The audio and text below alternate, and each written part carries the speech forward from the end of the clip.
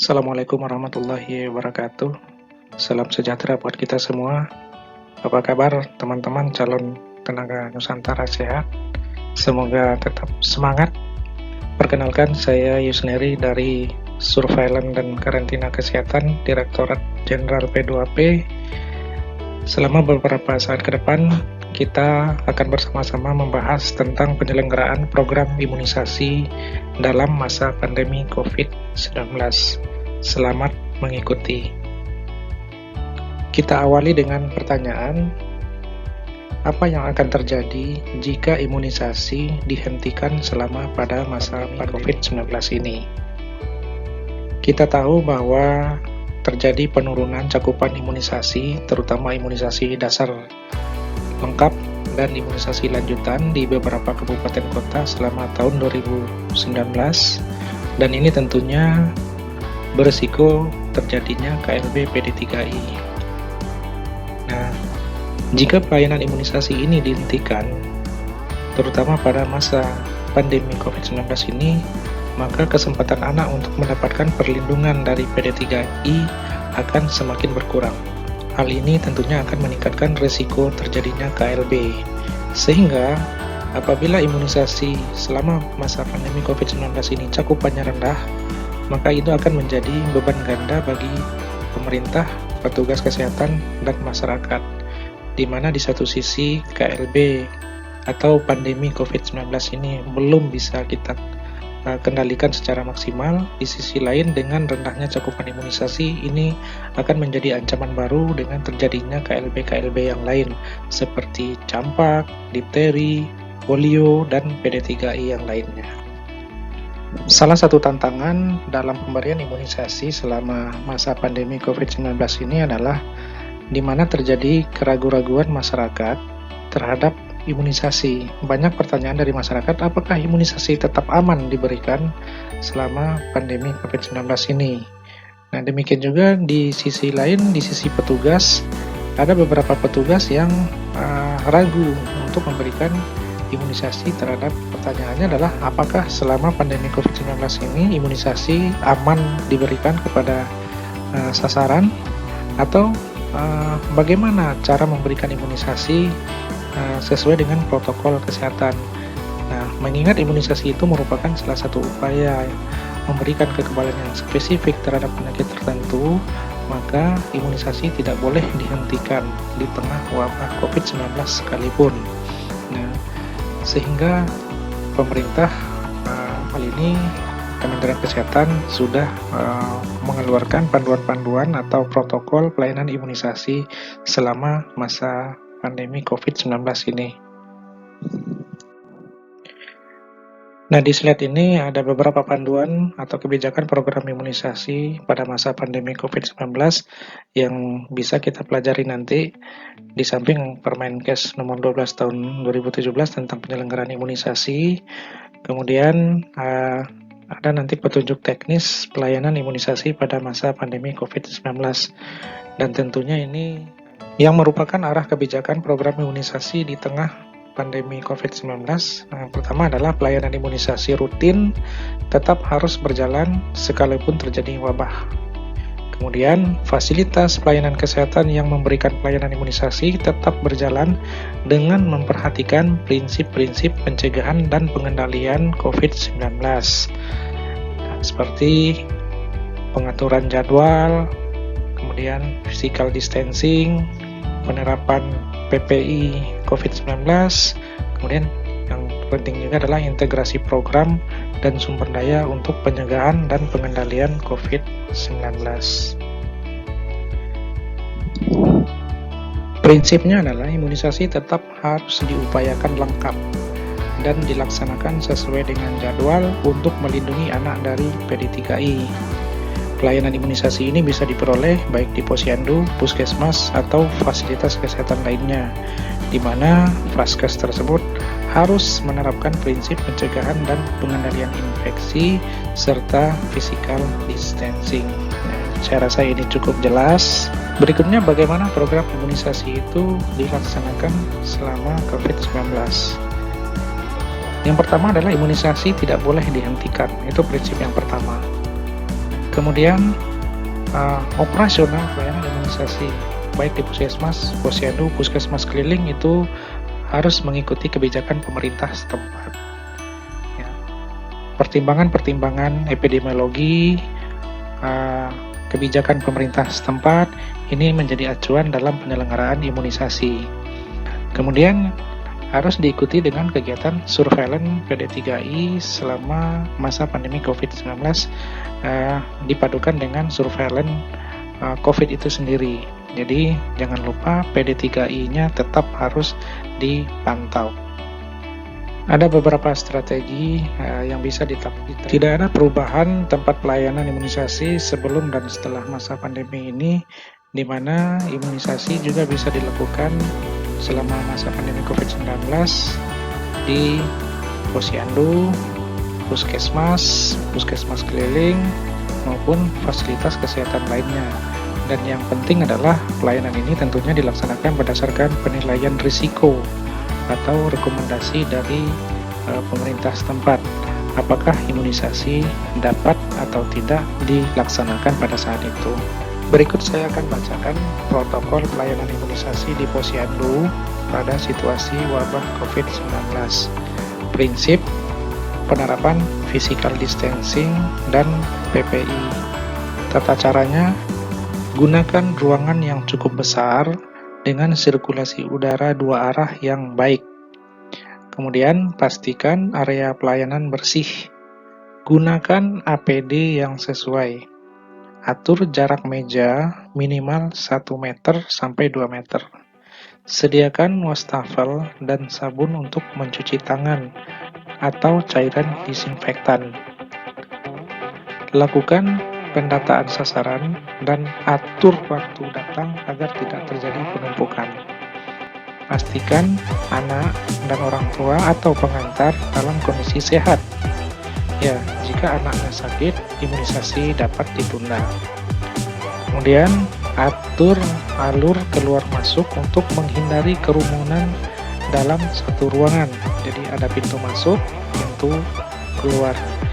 Kemudian orang tua atau pengantar dan anak yang sudah diimunisasi diminta untuk menunggu selama 30 menit di sekitar atau di luar area pelayanan. Lakukan sosialisasi pencegahan COVID-19 seperti cuci tangan, pakai masker, kemudian etika batuk atau bersin, dan lain-lain sebagainya. Ini adalah contoh pelayanan imunisasi di salah satu posyandu. Ya, kita lihat pengaturan jarak, ya, kemudian menggunakan masker, sarung tangan, kemudian pengunjung juga menggunakan masker. Nah, teman-teman dapat berkomentar di sini. Kira-kira yang kurangnya apa nih di sini? Silakan nanti memberikan komentar di akhir sesi ini. Protokol pelayanan imunisasi di puskesmas pada situasi wabah COVID-19. Sama dengan yang tadi, prinsipnya adalah physical distancing dan PPI. Tata caranya, ruangan pelayanan imunisasi terpisah dengan pelayanan anak yang sakit. Kita tahu bahwa imunisasi adalah untuk anak yang sehat, sedangkan untuk anak yang sakit ada MTBS dan ada poli anak yang sakit. Kemudian atur jadwal atau cari hari khusus untuk pelayanan imunisasi. Jadi tidak bercampur dengan pelayanan anak sakit. Pelayanan dilakukan dalam ruangan yang cukup besar dengan sirkulasi udara dua arah, udara masuk, udara keluar. Pastikan ruangan pelayanan imunisasi bersih. Gunakan APD yang sesuai. Sediakan wastafel dan sabun untuk mencuci tangan atau cairan disinfektan. Atur waktu kunjungan agar tidak terjadi penumpukan orang atau pengantar di ruangan tunggu. Pastikan anak dan orang tua atau pengantar dalam keadaan sehat. Orang tua dan anak yang telah disuntik menunggu selama 30 menit di ruangan terpisah. Lakukan sosialisasi pencegahan COVID-19. Mencuci tangan pakai air sabun, etika batuk, bersin, pakai masker, dan lain-lain.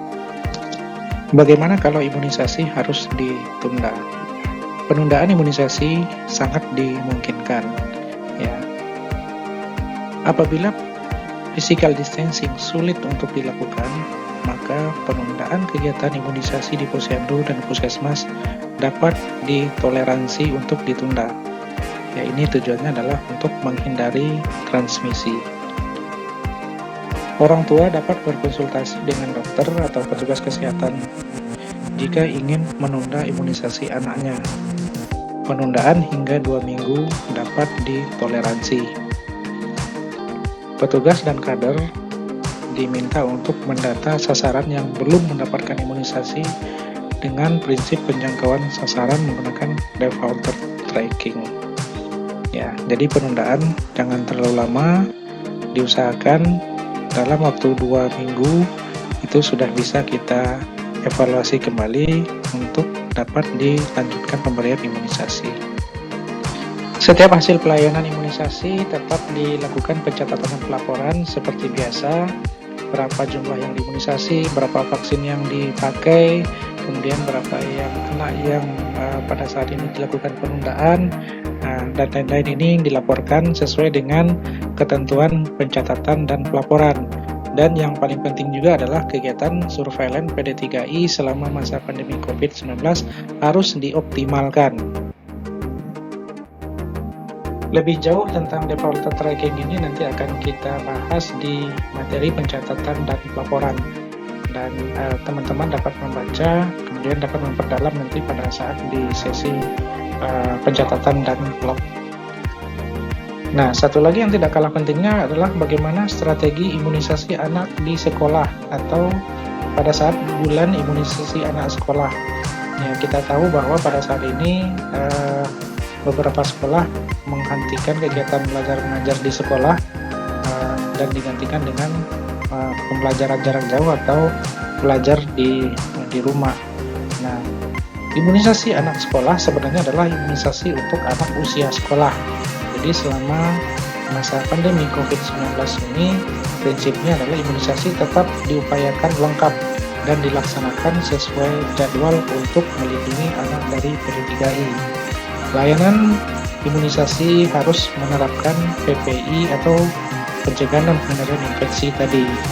Nah, untuk itu, anak sekolah dengan mempertimbangkan situasi pandemi COVID-19, ini disesuaikan dengan kebijakan pemerintah daerah dan satuan pendidikan, serta situasi epidemiologi PD3I. Jadi pada prinsipnya adalah imunisasi anak sekolah tetap harus diupayakan, apakah itu dengan membuat janji dikumpulkan di sekolah, atau ada juga yang berinisiatif untuk mengumpulkan di kelompok-kelompok di sekitar tempat tinggal untuk mencari sasaran anak usia sekolah ini. Supaya kegiatan ini tetap bisa berlangsung selama masa pandemi COVID-19 ini, maka perlu ditindaklanjuti. Antara lain, Dinas Kesehatan dan Puskesmas melakukan advokasi kepada pemerintah daerah setempat untuk mendapatkan dukungan dan komitmen agar pelayanan imunisasi tetap berjalan. Kemudian, Dinas Kesehatan harus berkoordinasi dengan pemerintah setempat untuk menentukan kebijakan operasional pelayanan imunisasi di posyandu, puskesmas, atau vaskes lainnya. Berikutnya, perlu dilakukan upaya-upaya komunikasi publik intensif untuk menjaga kepercayaan dan minat masyarakat terhadap imunisasi, agar penyampaian pesan-pesan pentingnya imunisasi rutin lengkap ini tersampaikan. Kemudian, pelayanan imunisasi di puskesmas atau vaskes lainnya tetap diupayakan dengan membuat janji temu dengan petugas kesehatan dan mengatur waktu kunjungan secara bergiliran agar tidak terjadi penumpukan di fasilitas kesehatan.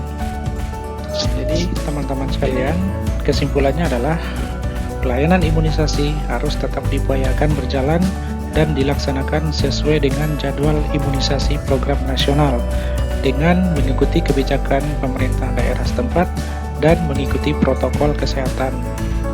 Dinas Kesehatan berkoordinasi dengan pemerintah daerah setempat untuk menentukan kebijakan operasional pelayanan imunisasi. Bila imunisasi harus ditunda, maka petugas dan kader harus mendata sasaran yang belum mendapatkan imunisasi tersebut. Kemudian di kesempatan lain memberikan prioritas untuk menjangkau anak yang belum diimunisasi tersebut agar semua anak di wilayah kerja itu terlindungi. Kemudian stok vaksin, logistik, kit anafilaktik imunisasi harus diidentifikasi untuk memastikan ketersediaannya mencukupi.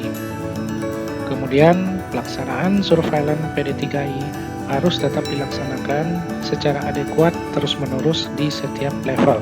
Kajian data cakupan imunisasi dan data PD3I di daerah terdampak pandemi COVID-19 perlu untuk dilakukan untuk mengidentifikasi kelompok masyarakat yang berisiko tinggi terjadinya KLB untuk menjadi prioritas dalam kegiatan catch-up imunisasi. Cegah COVID-19 dengan Germas. Lindungi anak Anda dari penyakit yang berbahaya lainnya dengan imunisasi. Demikian, semoga apa yang dibaca dan didengar dapat bermanfaat untuk sebagai bekal sebelum menjalankan tugas di tempat penugasan masing-masing. Selamat bekerja dan terima kasih.